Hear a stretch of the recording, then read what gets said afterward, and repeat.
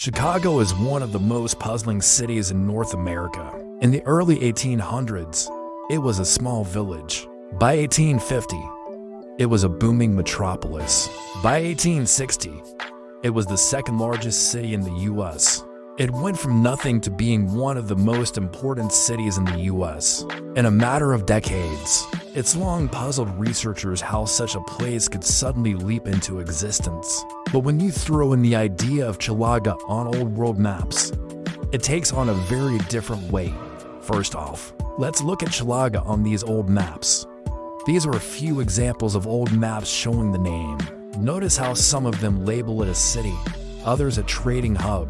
Now if you're skeptical, you might think, well, there's no way a pre-colonial map would show an inland North American city. Well, hold on. The term city here might not refer to a permanent settlement, but rather a seasonal or ceremonial center like Cahokia was to the Mississippians. But the placement of Chilaga on some of these maps suggests it was already marked as a known city or trading hub in cartographers' networks. If Chilaga is real, it means Chicago wasn't some random nowhere swamp town. In fact, it was a well-known place in the Western Hemisphere.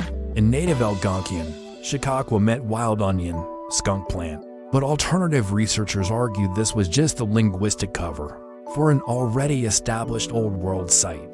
Now the next question is, if it was established, why did it start so far back in the 1600s? It looks like the French had some sort of presence here. But assuming it was established with a native population, maybe the French took over an existing site. That's not unreasonable since they often did that with settlements and forts. First, there's the Old World hub theory.